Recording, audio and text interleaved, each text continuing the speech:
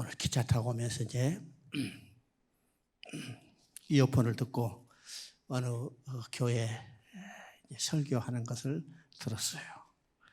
그 예화가 참 마음이 들어서 감동받았습니다. 성경 말씀에 감동받아야 하는데 그것도 감동이 되더라고요. 어떤 것일까? 토끼와 거북이 이야기요. 그죠? 우리 토끼와 거북이 이야기 너무 잘 알고 또 이 원작을 여러 가지 버전으로 이야기를 만든 사람들이 많이 있습니다. 그 중에 이제 한 예화예요.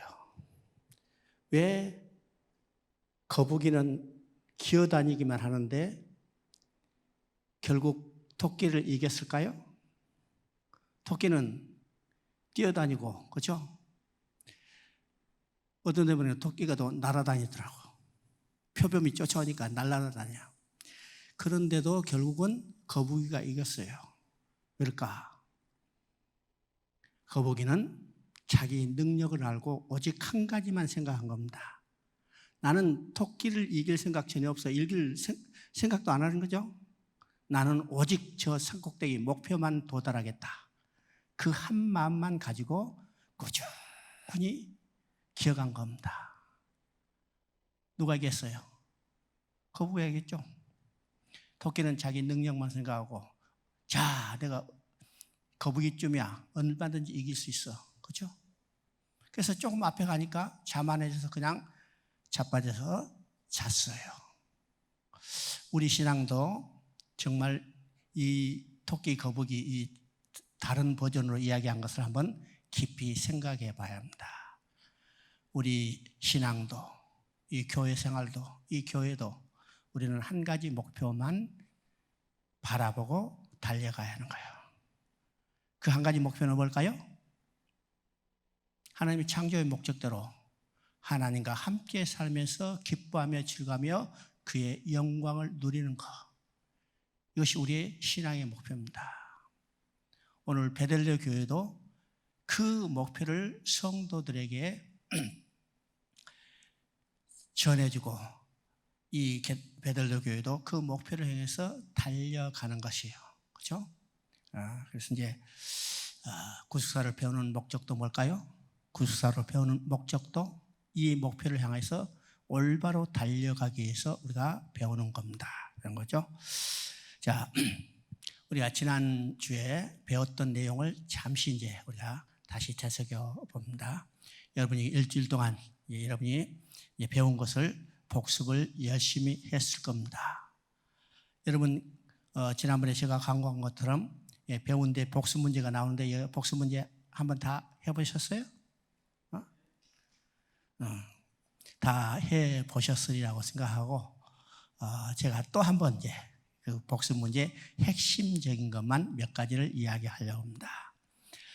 우리가 가지고 있는 종교에는 두 가지 종류가 있다고 그랬죠?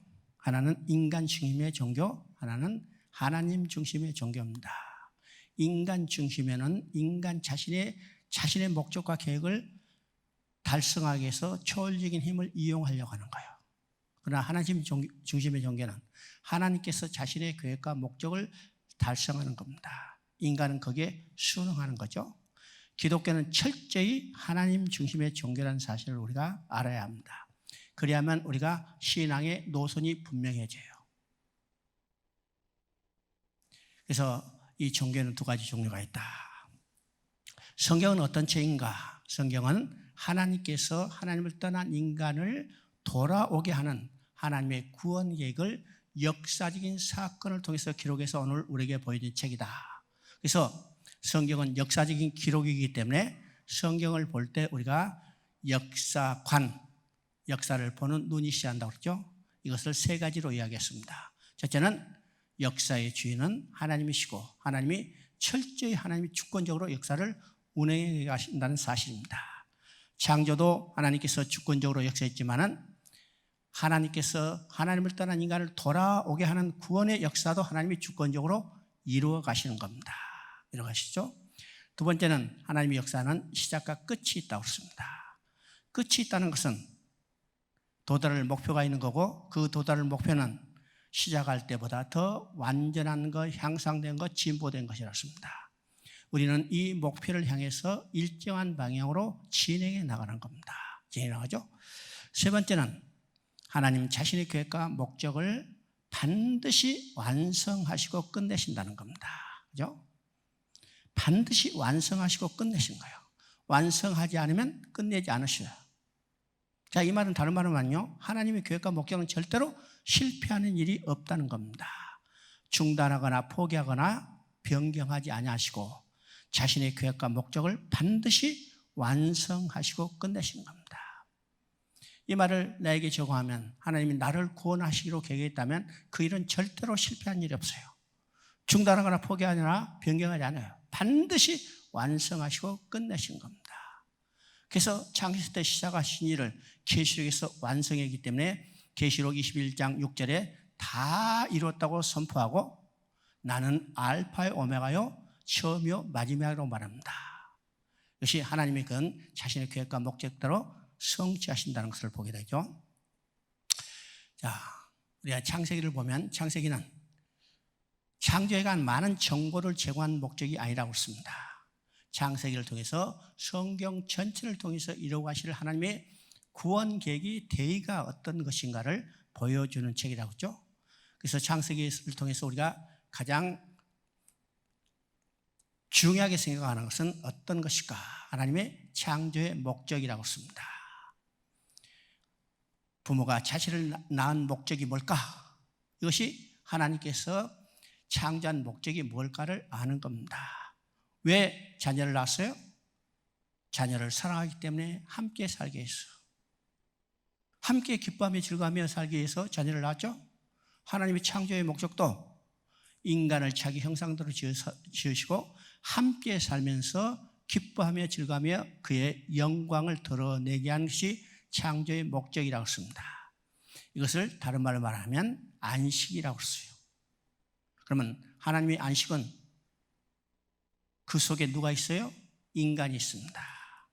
하나님은 인간을 품에 안고 안식을 누리는 겁니다. 여러분 낳은 자식을 품에 안고 기뻐하죠? 자식을 잃어버렸으면 어떻게 해요? 자식을 잃었으면 부모는 공황에 빠지는 거예요. 또 부모를 잃어버린 자식은 슬픔과 두려움에 쌓이는 겁니다. 그러면 어떻게 해요? 자식을 반드시 찾아. 자식을 찾았을 때 부모는 기쁨이 회복되는 거죠. 또 자식은 부모 품에 안겼을 때 슬픔과 두려움이 사라지고 평안이 오는 겁니다. 하나님도 마찬가지죠. 잃어버렸다. 백성을 잃어버리고 아내를 잃어버리고 자식을 잃어버렸다. 하나님은 어떻게 해요? 반드시 찾아야 해요. 이 찾는 이야기를 기록해 놓은 것이 성경의 이야기입니다. 그러면 성경은 하나님께서 자신의 안식을 회복하는 이야기입니다. 회복하는 이야기죠. 그러면 인간도 하나님 품에 다시 들어가서 안식이 회복되는 겁니다. 안식이 회복되는 거. 우리가 안식하면 어떻게 생각해요? 자, 힘들게 일하고 이제 지쳐서 쉰다 이런 개념으로 일반적으로 생각했지만은 성경에서 말하는 안식은 그런 개념이 아니라는 겁니다. 아니요.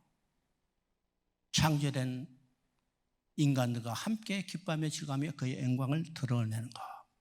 그것을 위해서 하나님이 하나의 언약을 주셨어요. 이것이 창세기 2장 17절이라고 씁니다. 선악을 알게 하는 나무의 열매를 먹지 마라. 먹으면 반드시 죽으리라. 먹지 말라 하니까 우리는 문자적으로 보면 금지 명령이죠. 그런데 하나님은 왜 선악과를 거기에 두시고 먹지 말라고 말씀하셨을까요? 누구를 위해서? 우리를 위해서요. 인간을 위해서요. 그래서 이 선악과를 먹지 말라고 이 말씀은 하나님이 인간에게 주신 언약입니다. 이 언약만 지키면 하나님은 자기 형상대로 지은 인간과 영원히 함께 살기를 원하셨어요. 그렇죠? 함께 살기를 원하시기 때문에 이 언약을 지키라. 언약을 주시면 이 언약만 지키라. 언약만 지키면 너와 나는 영원히 함께 살 것이다. 자, 이 언약을 주심을 통해서 하나님과 인간의 관계는 세 가지 관계를 유지하며 살게 된다고 그랬죠. 첫째는 왕과 백성의 관계고, 두 번째는 남편과 아내의 관계고, 세 번째는 아버지의 아들의 관계였습니다. 여러분, 성경을 읽을 때 이 세 관계가 상황에 따라서 여러 형태로 반복돼요. 반복되죠? 이것이 하나님과 인간의 관계, 그 관계를 통해서 하나님은 인간과 영원히 함께 살기를 원했어요. 그런데 창세기 3장에는 인간이 하나님의 언약을 어겼어요. 어기고 언약을 어겼으니까, 법을 어겼으니까 어떻게 해요? 이제는 범죄하고 죄인이 되는 거죠. 죄인이 되는 겁니다. 자, 인간의 문제는 바로 여기서 출발하게 되는 겁니다. 범죄하고 하나님 앞에 쫓겨나기 때문에. 인간의 모든 문제는 여기서 파생되는 거예요. 여러분, 부모를 잃어버렸다면 그 자녀는 그날부터 고난이 시작되는 거죠. 마찬가지로 하나님을 떠난 인간은 그 순간부터 고난이 시작되는 겁니다. 그래서 이 땅에 고난이 없는 사람이 없어요. 왜요? 아담이 범죄하고 하나님을 떠나자 아담 이후 모든 인간은 죄인이고 하나님을 떠난 자들이 됐잖아요. 그러니까 인간에게 보편적으로 다 고난이 있습니다. 자, 범죄하자 하나님께서 아담에게 찾아오셨어요. 그래서 내가 어디냐고 물어보시죠. 내가 어디냐고 물어보시는 것은 그들을 심판할 목적이 아니라 회개하고 돌아오기를 촉구하는 궁율의 음성이었습니다. 여기서 성경 전체에 나타난 하나님의 마음이 무엇인가를 우리가 깨닫게 됩니다. 하나님은 심판의 목적이 있는 게 아니라 구원의 목적이 있습니다. 만약 심판의 목적이 있다면 성경 기록에서 우리에게 보여줄 필요도 없어요. 구원의 목적이 있기 때문에 하나님의 구원 계획을 이루시는 일을 성경을 기록을 통해서 오늘 우리에게 보여준 책이죠. 그래서 성경의 모든 내용은 하나님의 마음이 심판의 목적이 있는 게 아니라 구원의 목적이 있다는 사실을 우리가 알아야 합니다. 그죠? 우리가 계시록 가면 일곱인, 일곱 나팔, 일곱 대접, 이야, 그런 지향 나타나면 어떻게 살까? 여러분요, 우리 믿는 자는 그 계시록에 난 재앙 가운데서 우리가 전혀 두려워할 필요가 없다는 거예요. 왜요? 우리는 예수 그리스도를 믿음으로 이미 구원받은 자들이잖아요. 그 재앙의 목적이 뭐예요? 믿지 않는 자들이 회개하고 돌아오기를 원하시는 하나님의 마음이 달려있어요. 그래서 여러분요, 인간 나팔 대접 재앙을 내릴 때마다 거기서 반복되는 단어가 나오는데 그 단어는 회개하지 않더라, 회개하지 않더라, 회개하지 않더라는 거예요. 그럼 재앙의 목적은 뭐예요? 회개하기를 촉구하는 내용입니다. 그런데 재앙을 내려도 회개하지 않더라. 누가 심판받아요? 회개하고 돌아오지 않는 자들이 심판받는 겁니다. 회개하고 돌아오지 않는 자들이 심판받는 거예요. 그래서 아담에게 찾아서 내가 어디냐고 물어보는 것은 심판의 목적이 있는 게 아니라 구원의 목적이 있다는 겁니다. 그때 아담이 뭐라고 했어요? 벗었으므로 두려웠으면 나이다. 그러면 이 벗었다는 말은 육적인 문제가 아니라 영적인 문제라고 씁니다. 바로 죄 지은 인간은 하나님 앞에 설 수 없다는 것을 벗었다는 말로 표현하고 있습니다. 그래서 성경에서 벗었다는 말과 가리움의 말이 우리가 대조적으로 나오는 거죠. 왜요? 벗어서 하나님 앞에 쫓겨난 인간이 하나님 앞에 다시 돌아가기 위해서는 어떻게 해요? 가려짐을 받아요. 그래서 벗었음과 가려움, 여러분 성경을 읽을 때 이 두 단어가 대비해서 여러분이 개념을 확실히 이해할 수 있어야 합니다.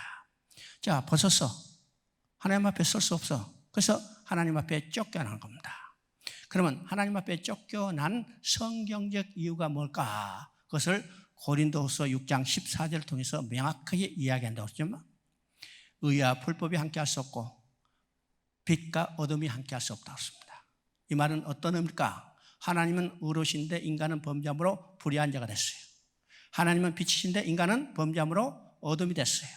그래서 의와 불의가 함께할 수 없고 빛과 어둠이 함께할 수 없기 때문에 범죄함으로 불의한 자가 되고 범죄함으로 어둠이 된 인간들은 의로우시고 빛이신 하나님 앞에 함께할 수 없기 때문에 쫓겨날 수밖에 없습니다.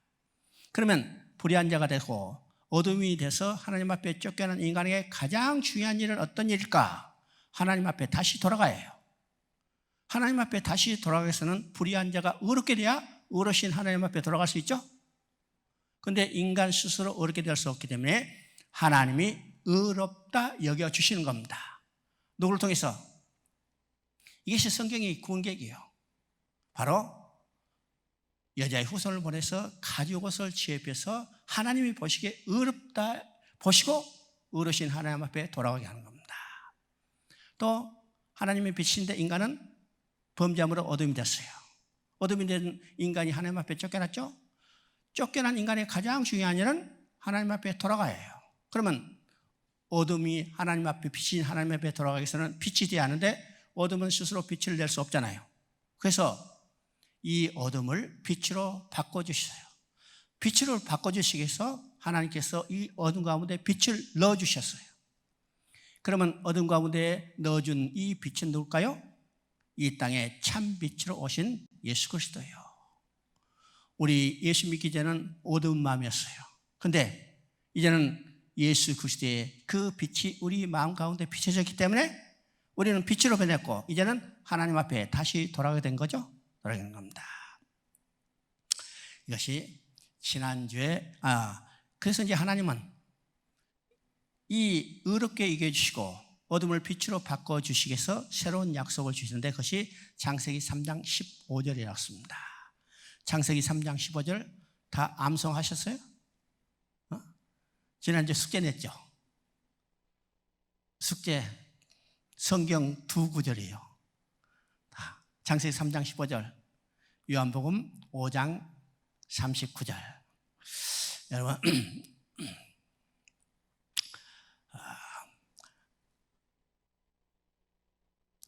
이 창세기 3장 15절과 요한복음 5장 39절은 여러분 성경 읽을 때 항상 머릿속에 암송하고 읽으셔야 합니다. 그래요?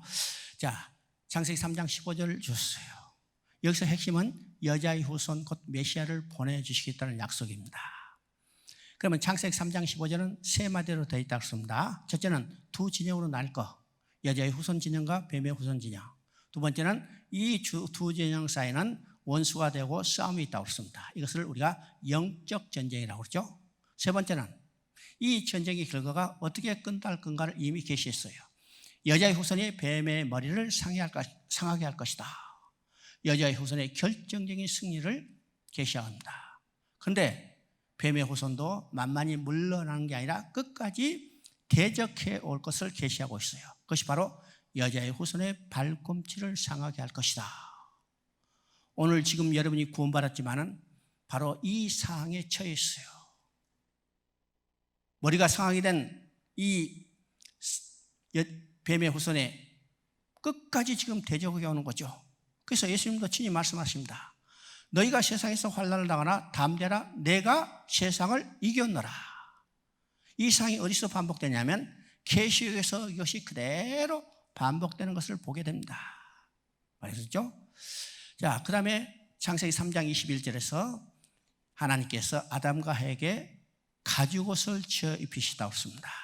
그러면 이 가죽옷을 지어 입히시다는 것은요, 이미 무화과 나무 잎을 치마로 해 입었지만은 하나님이 찾아왔을 때 벗었다는 것이요. 인간의 행위로는 하나님 앞에 나아갈 수 없기 때문에 하나님이 가죽옷을 지어 입히신 겁니다. 이 가죽옷을 지어 입히신 거, 하나님의 구원 계획은 하나님이 전적으로 이루시는 주권적인 역사예요. 세 번째는 가죽옷을 지어 입히시는 짐승이 죽어야 합니다. 피 흘려야죠. 인간이 그에 대한 반응은 오직 감사함으로 받아 입는 일, 곧 믿음이라고 했습니다. 믿음. 그러면 범죄하고 하나님 앞에 쫓겨난 인간, 벗었으므로 하나님 앞에 설 수 없어서 하나님 앞에 쫓겨난 인간을 돌아오기 위해서 하나님은 여자의 후손을 보내서 가죽 옷을 지어 입혀서 그들을 가려주시고 돌아오게 하시겠다는 거죠. 이것이 복음입니다. 자, 성경은 어떤 것에 비유했어요? 초상화를 그려가는 과정에 비유했습니다. 그러니까 창세기 3장에서 이미 초상화를 그릴 때 점을 하나 찍었어요. 점을 찍을 때는 무엇을 그린지 알 수 없지만은 시간이 지날수록 이것이 뚜렷이 나타나죠. 그래서 창세기 3장에서는 조상을 그렇게 해서 붓을 들고 점을 하나 찐 겁니다. 이것이 시간이 지날수록 점점 뚜렷하게 드러나는 겁니다. 드러나죠? 자, 오늘 이제 창세기 4장부터 보겠습니다. 창세기 4장부터는 이제 어떤 내용일까? 바로 이제 3장에서 인간이 범죄하게 되죠. 4장부터 11장까지는 이 인간에게 들어온 범죄가 확산되는 과정을 보여주고 있습니다. 그러면 우리가 창세기를 볼 때, 아니 성경 전체를 볼 때 하나의 사이클이 있다고 했습니다. 그 사이클은 어떤 것이라고? 첫째는 하나님께서 나를 위하여 무슨 일을 해주시는가? 하나님께서 이스라엘을 위해서 무슨 일을 해주시는가? 하나님이 인간을 위해서 무슨 일을 해주시는가? 이죠. 두 번째는 하나님이 해주신 일에 대해서 내가 어떤 반응을 하는가? 이스라엘이 어떤 반응을 하는가? 인간이 어떤 반응을 하는 겁니다. 그러면 창세기 1, 2장에서는 바로 하나님이 인간을 자기 형상으로 지으시고 함께 살며 기뻐하며 즐거워하며 그의 영광을 드러내기를 원했어요. 그런데 3장부터 인간이 하나님의 언약을 어기고 범죄하고 이제는 하나님을 거역하고 배신하는 행위가 3장부터 11장까지 나타나는 겁니다. 그럼 세 번째는 어떤 거예요? 그럼에도 불구하고 하나님이 어떤 일을 해주시는 겁니다. 그래서 12장부터는 하나님은 이제 하나님의 계획을 성취해서 아브라함을 부르시고 아브라함에게 약속을 주시고 그 약속을 성취해가는 과정이 성경의 이야기라는 사실이죠. 자, 이 사이클은요, 성경에서 자주 반복되는 사이클인 것을 여러분이 알아야 합니다. 알았죠? 이것이 창세기에서 가장 뚜렷하게 드러내 보이고 있다는 사실입니다. 그래서 이제 창세기 3장에서 인간에게 죄가 들어오고 4장에는 이 죄가 확산되는 것을 보여줍니다. 자, 창세기 4장 4절 5절 한번 읽어보십니다. 창세기 4장 4절 5절 가인은 땅의 소산으로 제물을 삼아 여호와께 드렸고 아벨은 자기도 양의 첫 새끼와 그 기름으로 드렸더니 여호와께서 아벨과 그의 제물은 받으셨으나 가인과 그 제물은 받지 아니하신지라. 가인이 몹시 분하여 안색을 번하니. 자, 이 내용은 어떤 것인가? 지금 아담과 하와가 하나님께 쫓겨나서 자식을 낳고 지금 기르죠. 자, 그 낳은 자식이 가인과 아벨이에요. 가인과 아벨이 장성해서 이제는 하나님 앞에 스스로 제사를 드리는 겁니다. 이 제사를 드리는데 아벨은 양의 첫 새끼를 드리고 가인은 땅의 소산으로 드렸어요. 자, 그런데 하나님께서 아벨과 그의 제물은 받으시고 가인과 그의 제물은 받지 않으셨다고 했습니다. 여러분 성경 읽을 때 받았다 받지 않았다 우리가 이제 아무런 관심도 없이 그냥 문자적으로 읽죠. 그런데 여기서 중요한 겁니다. 받았음과 받지 않았음은요, 인간의 가장 중요한 문제가 해결됐느냐 해결되지 않았냐예요. 받아줬다는 것은, 하나님이 받으셨다는 것은 어떤 의미일까요?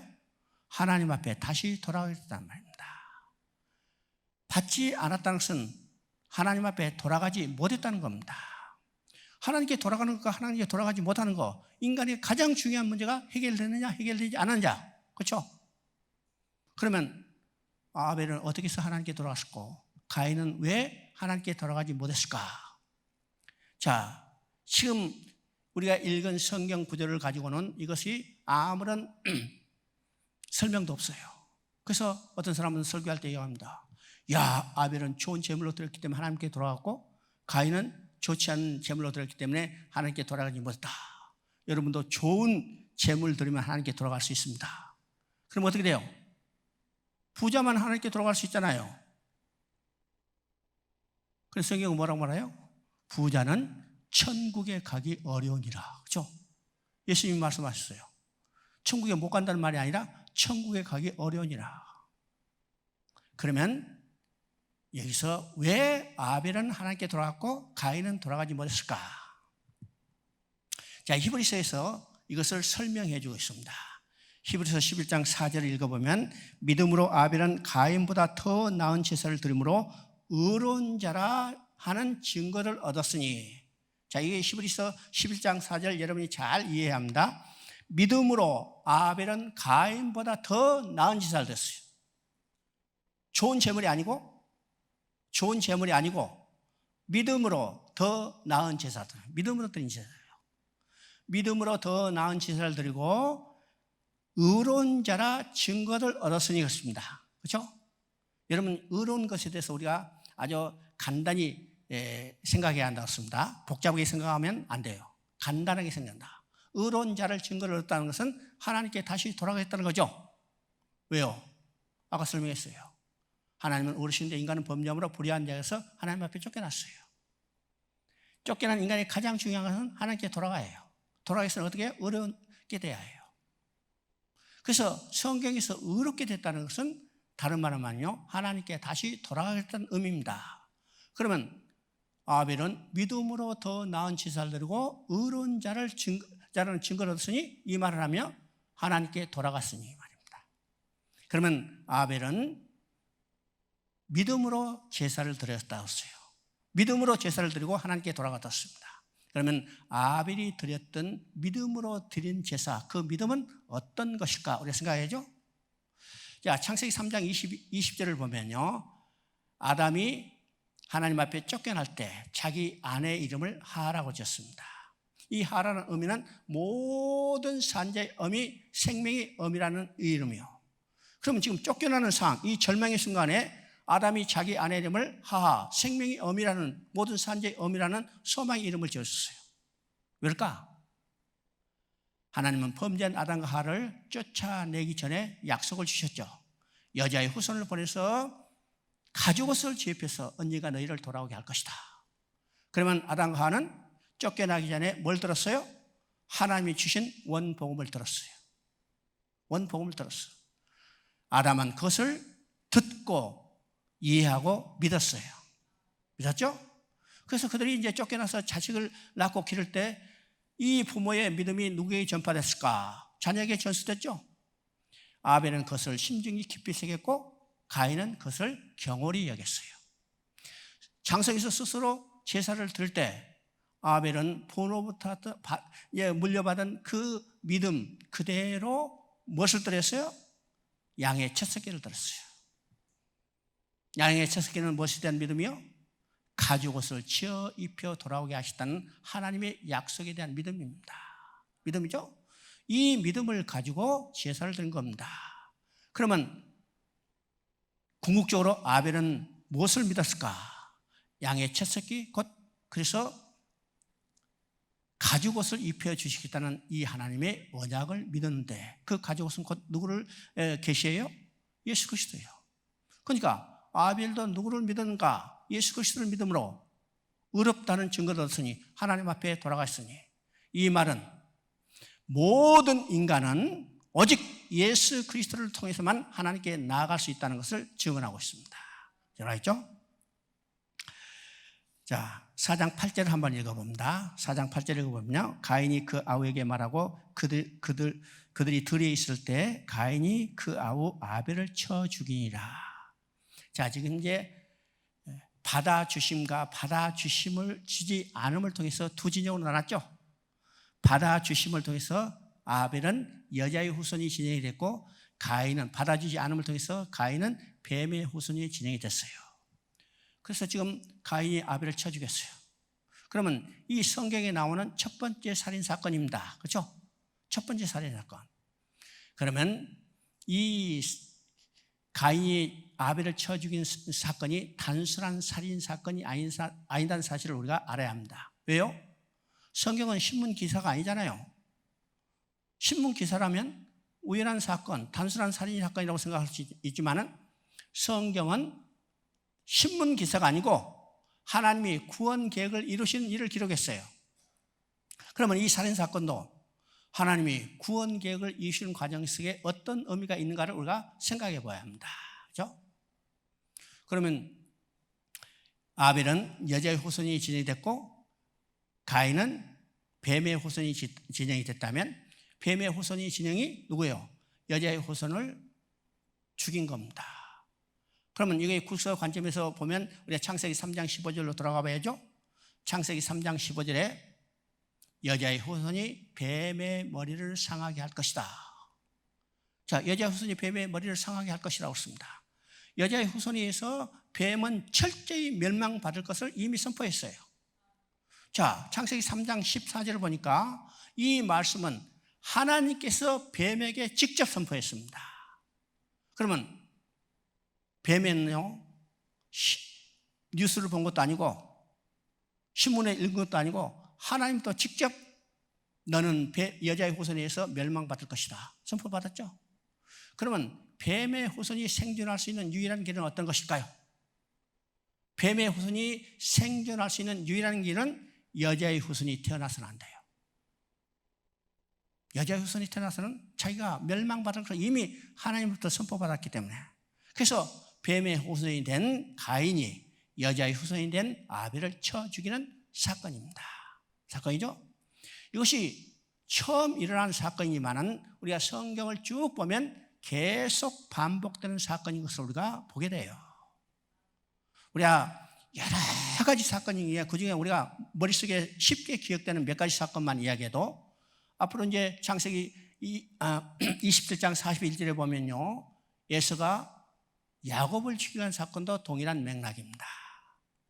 나중에 사무엘서에 보면 사울이 다윗을 죽이는 사건, 더 나아가서 여자의 후손으로 오신 예수님이 이 땅에 태어나실 때 여자의 후손이 태어나지 못하도록 대적하는 사건이 있었죠. 그 사건이 어떤 사건이요? 당시 팔레스타인을 다스리던 헤롯이 여자의 후손인 예수님이 태어나는 것을 저지하기 위해서 베들레헴에 태어난 모든 2살 이하의 남자아이를 죽이는 사건입니다. 그런데 하나님의 계획은 절대로 실패하는 일이 없다고 그랬죠. 헤롯이 여자의 후손이 태어나지 못하도록 방해함에도 불구하고 하나님은 여자의 후손이 오신 예수 그리스도를 피신시켜서 안전하게 지키시고 하나님의 계획을 성취해 가는 것을 우리가 보게 되는 겁니다. 그렇죠? 4장 25절 26절 읽어봅니다. 4장 25절 26절 아람이 다시 자기 아내와 동침하며 그가 아들을 낳아 그의 이름을 셋이라 하였으니 이는 하나님이 내게 가인이 죽인 아벨 대신에 다른 씨를 주시다 하며 셋도 아들을 낳고 그 이름을 에노스라 하였으며 그때 사람들이 비로소 여호와 이름을 불렀더라. 자, 아벨이 쳐 죽임을 당했어요. 여자의 후손이 끊어졌죠? 그러면 하나님의 계획은 중단하고 포기하고 말 것인가? 우리가 이미 역사관을 봤어요. 하나님 자신의 계획을 반드시 완성하시고 끝내신다고 그랬죠? 그래서 하나님의 계획은 절대로 실패하는 일이 없어요. 중단하거나 포기하거나 변경하지 않는다고 그랬어요. 그래서 여자의 후손된 아벨이 쳐 죽임을 당했음에도 불구하고 하나님은 하나님이 자신의 계획을 성취하기 위해서 누구를 쓰셔? 다른 씨 셋을 주셨어요. 그러면 하나님의 구원 계획은 어느 계통으로 이루어지냐? 이제는 셋의 후손 계통에 여자의 후손이 태어나게 하시고 그것을 통해서 하나님은 하나님의 구원의 역사를 이루어 가시는 겁니다. 그래서 우리가 족보에 나오는 역사를 보면 바로 아담 셋으로 이어지죠? 아담 셋으로 이어집니다. 이 다음에 이제 5장에서 나오는 이 족보에도 아담이 셋을 낳고로 나왔어요. 그 다음에 역대상 1장 그 긴 족보의 첫 역대상 1장 1절에 아담, 셋, 에노스 이렇게 족보가 기록된 것을 우리가 보게 됩니다. 하나님은 구원 계획을 포기하지 않으시고 다른 씨 셋을 주셔서 이 셋을 통해서 하나님은 구원의 역사를 이루어 가시는 것을 우리가 보게 됩니다. 그렇죠? 자, 그럼 이제 셋이 아들을 낳아서 에노스라고 그랬죠. 에노스의 의미는 연약한 자, 쉽게 말하면요, 질그릇처럼 부서지기 쉬운 존재. 또 다른 의미는 병들어서 아무것도 할 수 없는 상태. 이것을 우리가 에노스의 의미입니다. 그러면 하나님께서 하나님의 구원 계획을 이루어가서 강하고 튼튼한 자를 주셔야 할 것 같은데 어떻게 해요? 에노스, 질그릇같이 부서지기 쉬운 존재, 병들어서 아무것도 할 수 없는 이런 자들을 주셨어요. 자, 그래서 그때 사람들이 어떻게 하느냐? 여호와 이름을 불렀다고 했습니다. 여호와 이름은 구원의 하나님이란 의미입니다. 자, 우리가 이제 4장 16절과 비교해서 봅니다. 4장 16절을 보면 가인이 여호와 앞을 떠나서 에덴 동쪽 놋 땅에 거주하더니 성을 쌓고 아들 이름을 따서 그 성 이름을 에녹성이라고 했습니다. 여러분 보세요. 지금 4장 16절에 가인은 하나님 앞을 떠나서, 여러분 인간에게 가장 중요한 일이 어떤 일이라고 했어요? 인간의 가장 중요한 일은 하나님 앞에 다시 돌아가는 일이요. 그런데 가인은 어떻게 했어요? 반대로 하나님 앞을 떠났어요. 왜 가인이 하나님 앞을 떠났을까요? 그 생각에 우리는 하나님 없이도 우리 스스로 독립적으로, 우리가 강하고 능력 있는 자이기 때문에 우리가 스스로 독립적으로 잘 살 수 있다, 이런 생각 때문에 하나님을 떠나는 거예요. 그리고 그들이 한 성을 쌓고 그 성 이름을 인간의 이름을 따서 에녹성이라고 했어요. 그리고 그 뒤에 보면 그들이 여러 가지 문명을 창달하는 것을 보게 되죠. 그래서 오늘 눈에 보이는 문명은 누가 일으켰을까요? 하나님이 일으켰을까요? 아니면 인간들이 일으킬까요? 누가 일으켰을까요? 인간들이요. 인간들입니다. 자기 이름을 내기 위해서. 그렇죠? 그런데 하나님은 셋의 아들을 에노스로 줬어. 연약한 자, 병들어서 아무것도 할 수 없는 자. 그렇기 때문에 어떻게 해요? 아무것도 할 수 없기 때문에 천적으로 하나님만 의지할 수밖에 없잖아요. 천적으로 하나님만 의지할 수밖에 없기 때문에 그들의 여호와 이름을 불렀다는 거예요. 여호와 이름, 구원의 하나님을 불렀다는 거예요.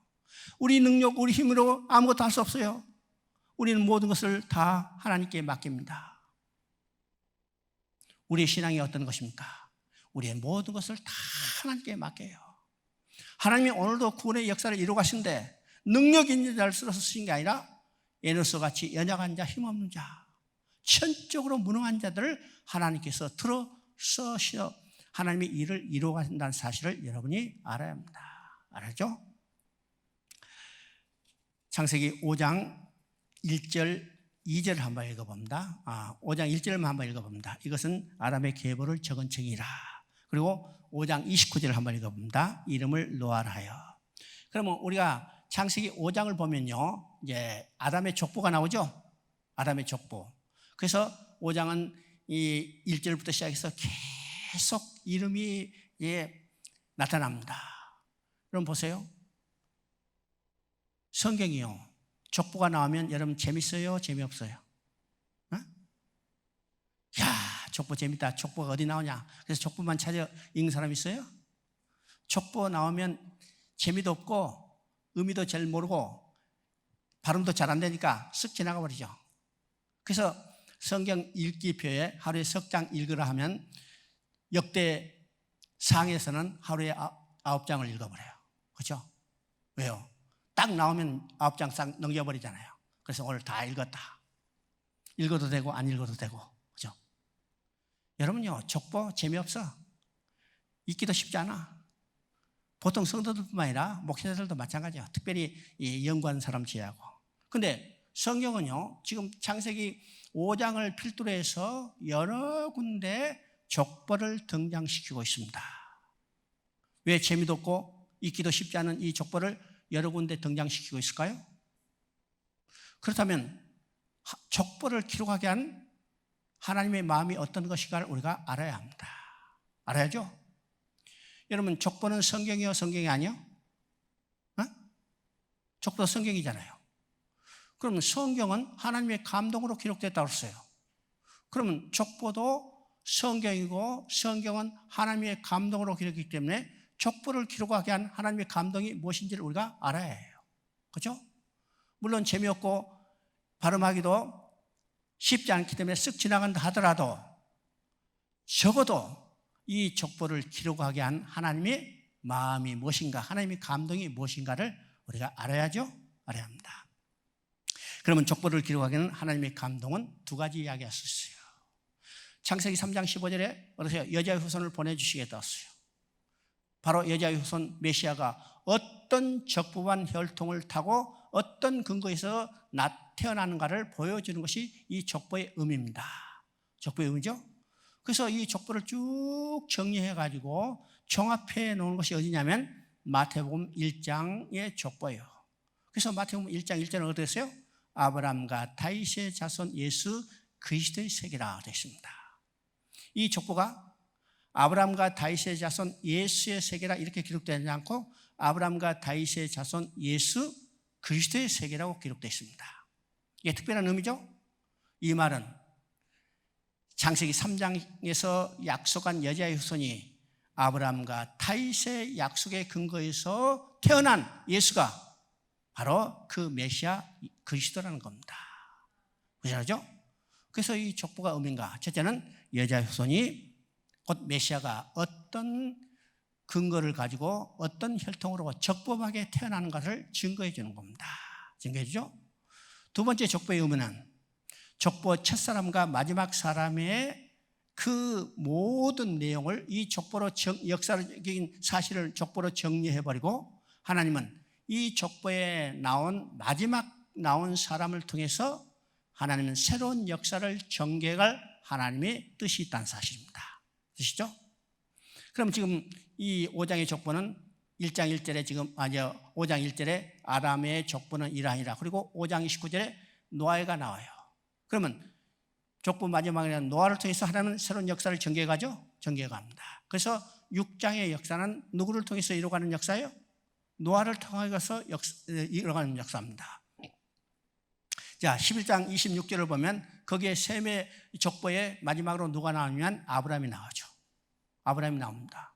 그러면 족보 마지막으로 아브라함이 나오기 때문에 하나님은 이제는 아브라함을 통해서 새로운 역사를 전개해가요. 그래서 12장에는 하나님께서 아브라함을 부르시고 아브라함의 약속을 주시고 그 약속을 성취해가는 과정이죠.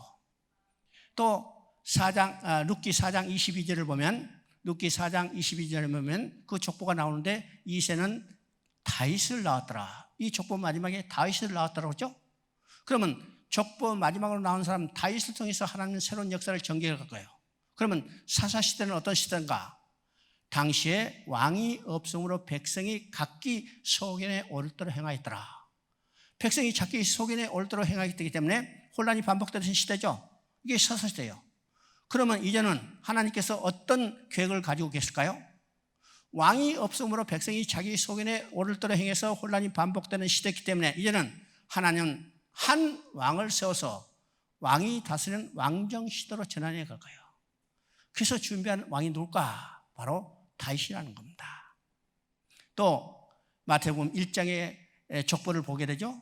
1장의 족보를 보면 자, 아브라함이 이삭을 낳고 이삭이 야곱을 낳고 하다가 16절에 요셉이 마리아에게서 예수를 낳으니라. 그럼 이 족보 마지막에 누가 나와요? 예수가 나오잖아요. 그러면 족보 마지막을 통해서 나온 사람을 통해서 하나님 새로운 역사를 전개해갈 하나님이 뜻이 있기 때문에 신약의 역사는 누구를 통해서 이뤄가는 역사인가? 바로 마태복음 1장 마지막에 나온 족보 마지막에 나온 예수를 통해서 이뤄가는 역사라는 사실을 우리가 보게 됩니다. 자, 6장 1절 2절을 읽어봅니다. 6장 1절 2절 사람이 땅에 번성하기 시작할 때 그들에게서 딸들이 나니 하나님의 아들들이 사람의 딸들이 아름다움을 보고 자기들이 좋아하는 모든 여자를 아내로 삼은지라. 자, 5장 마지막에 노아가 나왔어요. 그래서 6장은 이제는 노아를 통해서 일어나는 역사죠. 그러면 노아 시대에 어떤 일이 벌어졌는가? 사람이 많아지기 시작할 때였습니다. 많아지기 시작할 때 하나님의 아들들이 사람의 딸들의 아름다움을 보고 그들이 좋아하는 대로 아내를 삼았더라. 그러면요, 여기서 뭐가 일어났어요? 두 진영이 구별되고 거룩한 삶을 사는 게 아니라 지금 통혼을 통해서 혼합되어 버렸습니다. 혼합되어 버렸어요. 자, 하나님의 아들이 누구고 사람의 딸들이 누군가 성경은 명시하고 되지 않지만은 우리가 유치해서 보면 하나님의 아들들은 여자의 후손 곧 셋의 후손이요. 그런데 사람의 딸들은 가인의 후손, 뱀의 후손입니다. 두 진영이 나뉘어서 어떻게 구별돼야 하는데 섞여버렸어요. 뭘 통해서? 통혼을 통해서 섞였습니다. 누구의 기준에 의해서? 하나님의 기준이 아니라 사람들이 그들이 좋아하는 대로, 보기에 좋아하는 대로. 그럼 보기에 좋아하는 대로 범죄했던 이런 일이 어디서 났어요? 아담이 선악과를 보고 보암직도 하고 먹음직도 하고, 그죠? 이게 인간의 기준입니다. 인본주의적인 기준은 반드시 세속화가 나타나고 타락하게 되어 있습니다. 타락하게 되어 있죠? 그래서 그 땅에 악이 가득했습니다. 이 6장 5절을 보면 악이 가득했다는 것은 발 디딜 틈도 없이 꽉 찼다는 겁니다. 딱 차는 거예요. 자, 여기서 우리가 중요한 것을 깨달아야 합니다. 그러면 사단은 하나님을 대적하고 인간을 타락시켜서 자기 수하에 넣기 위해서 여러 가지 핵책을 채우는데 거기에 대표적인 것이 세 가지 방법이라는 사실을 알아야 합니다. 이 세 가지 방법은 어디까지 계속되는가? 계시록까지 계속되는 것을 보게 되죠. 그러면 사단이 사용했던 전술, 이 세 가지는 어떤 것일까 우리 생각해 봐야죠. 사단이 사용한 전술, 이미 창세기에 세 가지 전술이 그대로 나타납니다. 알았죠? 첫째는 유혹입니다. 유혹. 언제 누구를 유혹했어요? 언제 누구를 유혹했어요? 에덴 동산에서 뱀이 아담을 유혹했어요. 유혹했습니다. 두 번째 것은요, 창세기 4장 8절에 나타나죠.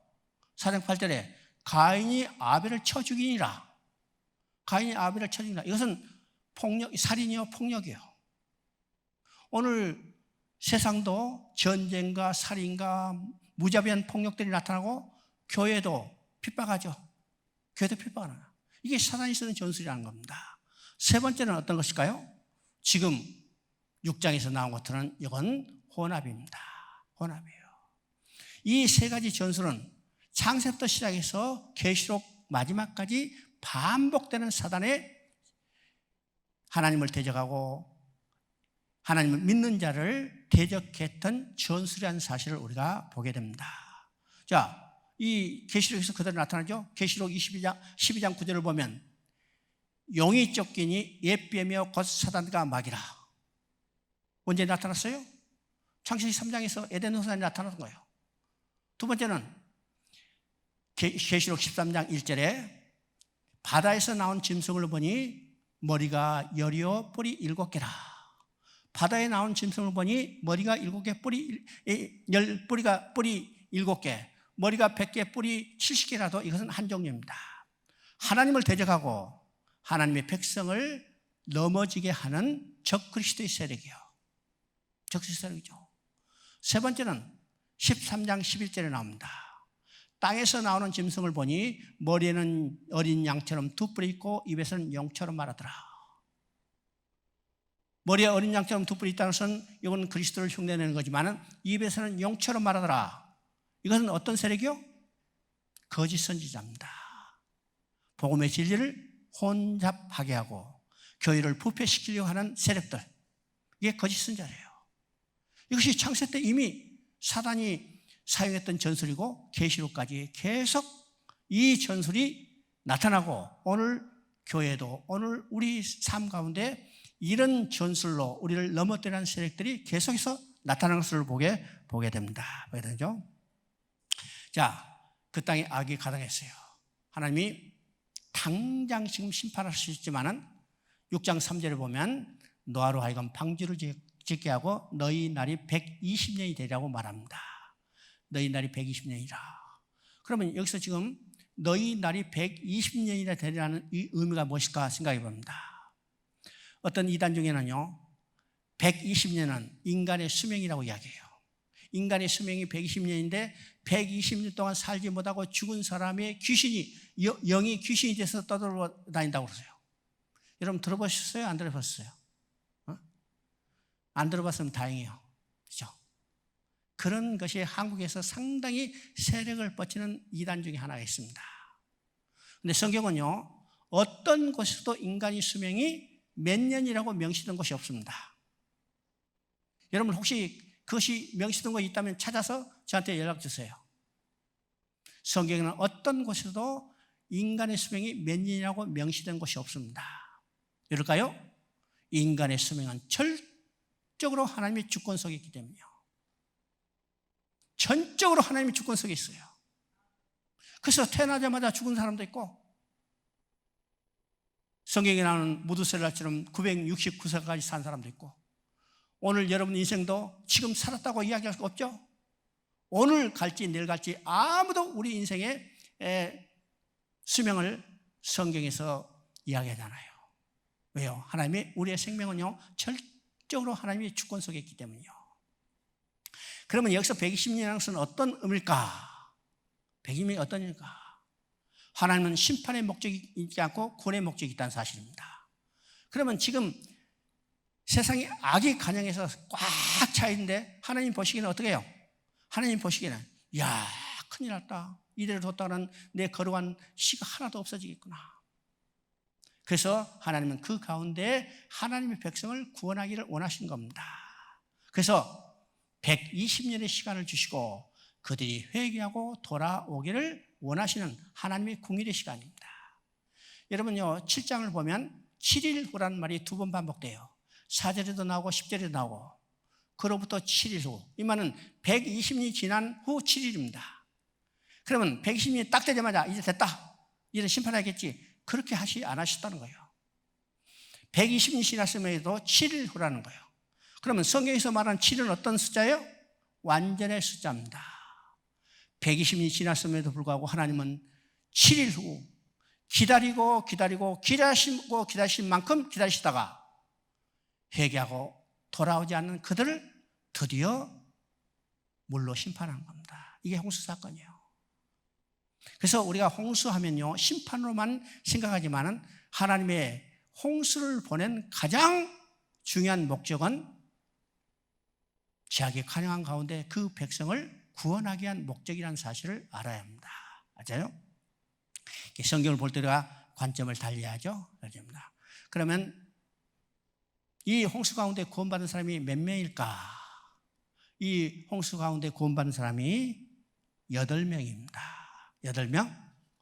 그러면 우리가 베드로 전서 3장 20절 한번 읽어봅니다. 베드로서 3장 20절 제가 읽을게요. 그들은 전에 노아의 날 방주를 준비할 동안 하나님이 오래 참고 기다리실 때 복종 아니하던 자들이다. 방주에서 물로 말미암아 구원 얻은 자가 몇 명뿐이니 겨우 8명이라고 했습니다. 몇 명뿐이니 겨우 8명이라. 방주에서 구원받은 자가 8명이라고 간단히 쓰지 않았어요. 겨우 8명이라고 쓰지 않고 몇 명뿐이니 겨우 8명이라고 쓰고 있습니다. 자, 이것은 2번이나 적다는 사실을 수식하는 거죠.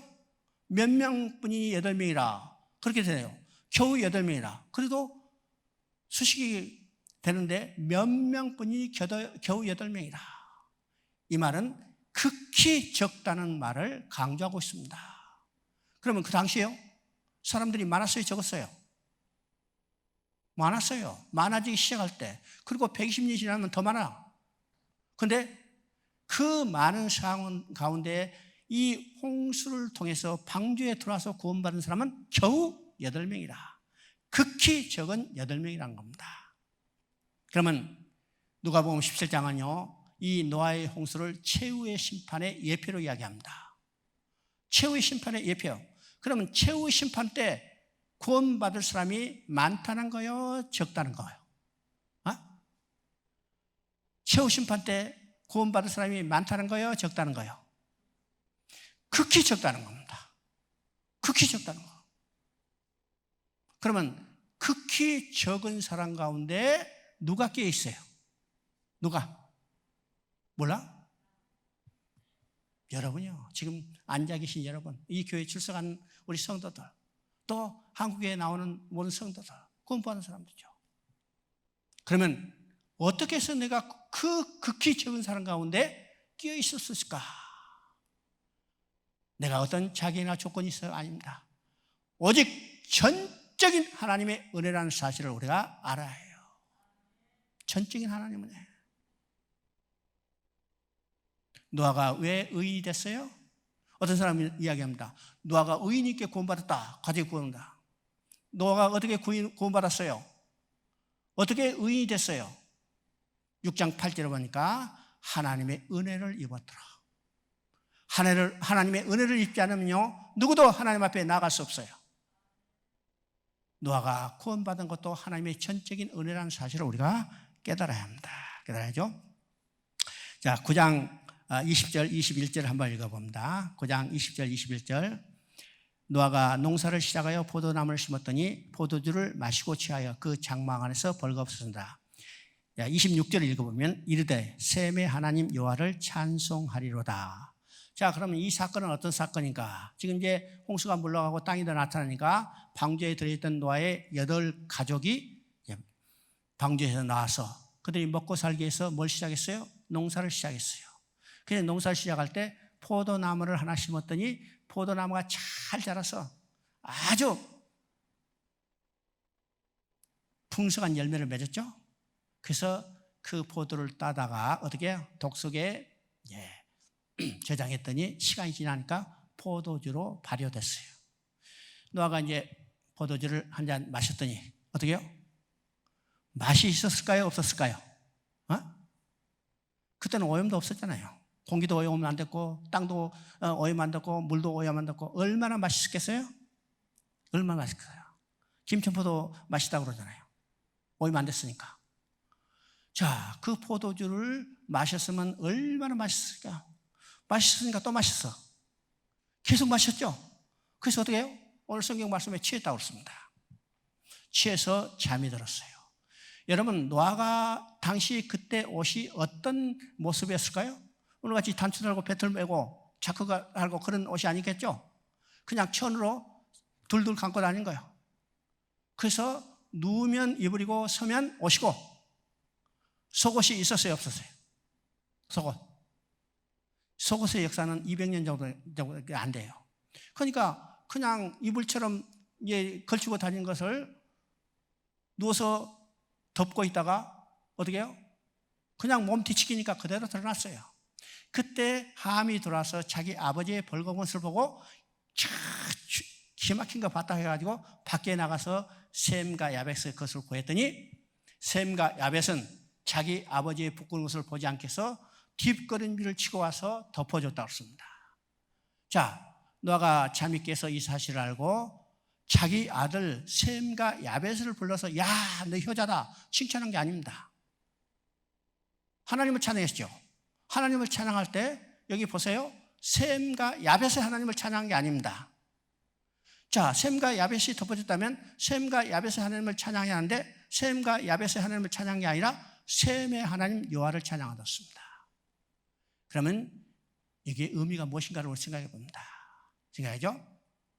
노아는 몇 살까지 살았어요? 노아는 950살까지 살았습니다.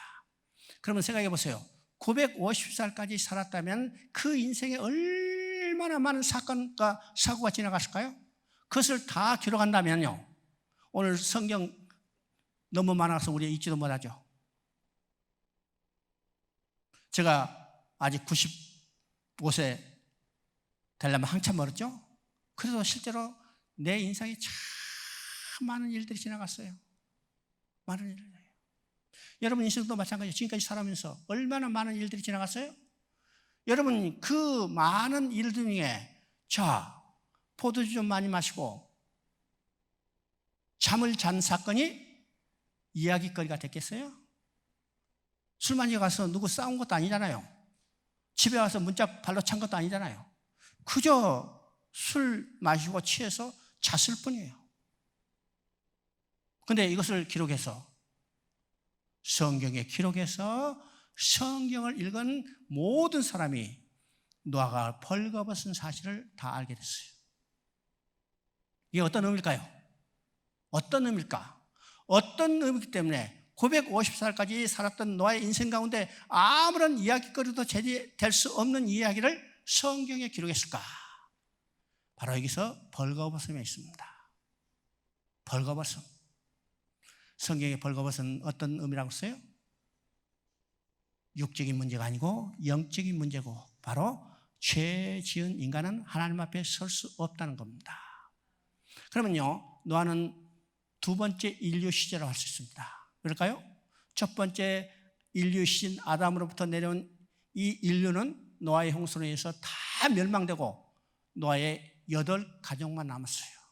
그러면 앞으로 인류는 노아의 세 아들로부터 번성하기 시작하는데 이 8가족 중에 가장이 노아입니다. 그러면 노아는 두 번째 인류 시제를 할 수 있죠? 그럼 보세요. 첫 번째 인류 시대인 아담도 벌거벗었고 두 번째 인류 시대인 노아도 벌거벗었고, 이 말은 아담도 죄인이요 노아도 죄인이요. 이 말을 통해서 성경은 말합니다. 모든 사람이 죄 아래에 있다는 것을 이미 선포했느니라. 의인은 없나니 하나 없으며 모든 사람이 죄를 범했으니 하나님의 영광이 이르지 못하였더니, 이것을 통해서 무엇을 증거해요? 아담 이후 모든 인간은 다 죄인이라는 사실을 증언하고 있습니다. 증언하겠죠? 자, 노아가 자매께서 자기를 덮어준 셈과 야벳을 칭찬하는 거 아니고, 셈과 야벳의 하나님을 찬양한 것도 아니고, 셈의 하나님의 여호와를 찬양했어요. 왜일까? 하나님께서 노아에게 선지자의 영을 주셔서 셈의 후손 가운데 여자의 후손이 태어나서 인류의 죄 문제를 해결할 것을 이미 계시하고 있는 겁니다. 그러면 여자의 후손은 어느 계통으로 태어나요? 셈의 후손으로 태어난 것을 보게 되죠. 보게 됩니다. 자, 11장 3절 4절 한번 읽어봅니다. 11장 3절 4절. 서로 말하되 자 벽돌로 만들어 견고히 굽자 하고 이에 벽돌로 돌을 대신하며 역청으로 진흙을 대신하고 또 말하되 자 성과 탑을 건설하여 그 탑 꼭대기를 하늘에 닿게 하여 우리 이름을 내고 온 주변의 흩어짐을 면하자. 11장 8절. 여호와께서 거기서 그들을 온 주변에 흩으셨으므로 그들이 또 그 도시 건설을 그쳤더라. 자, 우리가 창세기 11장 하면 일반적으로 이 바벨탑 사건 이렇게 이야기하죠. 우리가 성경을 정확히 이해하기 위해서는 바벨탑의 중심이 있는 게 아니라 바벨이라는 나라의 중심이 있다는 사실을 알아야 합니다. 여러분 심지어 4절도 그렇죠. 성읍과 탑을 건설하고, 그렇죠. 이게 고대 국가는 한 성읍이 한 나라예요. 그렇죠? 그러니까 한 성읍을 건설했다는 것은 한 나라를 건설했다는 겁니다. 한 나라를 건설하고 그 나라 백성들을 결집시키기 위해서 상징적인 탑을 세운 것이 바벨탑이에요. 그러면 이 바벨탑을 세우는 것을 통해서 이 바벨이라는 나라의 성격이 무엇인지를 알게 되는 겁니다. 다시 이야기합니다. 11장은 바벨탑이 중심이 아니라 바벨이라는 나라에 있습니다. 왜일까요?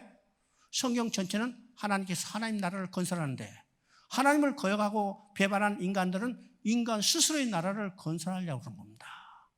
그래서 바벨이라는 나라의 중심이 있다는 사실을 우리가 이해합니다. 그래서 이 바벨탑을 세우는 것을 통해서 이 바벨이라는 나라의 성격이 무엇인가를 보여줍니다. 자, 3절에 보니까 벽돌로 만들어 견고히 굽자 하고 이에 벽돌로 돌을 대신하고 역청으로 진흙을 대신하고. 여러분요, 그들이 바벨탑을 세웠다 이렇게 간단히 설명할 수 있어요. 조금 더 구체적으로 이야기하면 벽돌과 역청으로 바벨탑을 쌓았다 이렇게 설명해도 충분하죠. 그런데 벽돌과 역청으로 세웠다 이렇게 간단히 이야기하지 않고 벽돌로 돌을 대신하고 역청으로 진흙을 대신했다고 강조하고 있습니다. 이 말은 어떤 의미일까요? 이거는 하나님의 방법이 아니라 인간 너희들의 방법이라는 것을 강조하는 겁니다. 우리가 이제 뒤에 보면요, 다니엘서 2장을 보면 하나님께서 여러 왕의 시대에 한 나라를 세운다고 했습니다. 하나님 한 나라를 세운다고 했죠. 그러면 그 나라는 누구를 통해서 세우는가? 손을 대지 않은 한 돌이 산에서 나와서, 손을 대지 않은 한 돌은 누굴까요? 곧 산돌이신 예수 그리스도예요. 또 토단을 쌓을 때 정을 대지 않은, 새망치를 대지 않은 자연돌로 쌓고 진흙을 발라 쌓으라고 했습니다. 이게 하나님 방법이죠. 그런데 지금 벽돌로 돌을 대신하고 역청으로 진흙을 대신하는 것은 이거는 하나님의 방법이 아니라 인간 너희들의 방법이라는 거예요. 그러면 바벨의 나라는 어떤 나라일까요? 바벨의 나라는 인간이 인간을 위해 세운 인간 나라예요. 인간이 인간을 위해 세운 인간 나라, 이것을 하나님이 흩어버리신 겁니다. 그렇죠? 오늘 교회 다니는 성도들도 내 안에 내가 통치하는 내 나라를 세우려고 하는 사람들이 많아요. 만약 내 안에 내가 통치하는 내 나라를 세운다면 하나님은 반드시 그것을 흩어버린다는 사실을 우리가 알아야 합니다. 그러면 내 안에 어떤 나라가 세워져요? 하나님이 통치하는 나라가 세워져요. 하나님이 통치하는 나라가 세워져요. 하나님이 여기서도 은혜를 베푼 거예요. 그들을 멸망시키겠다고 말하지 않았어요. 흩어버렸다는 거죠. 흩어버렸다는 이 말씀을 통해서 하나님은 언젠가 그들을 다시 모을 계획이 있다는 사실을 보여주고 있습니다. 보여주죠? 자, 쉬었다가 계속하겠습니다.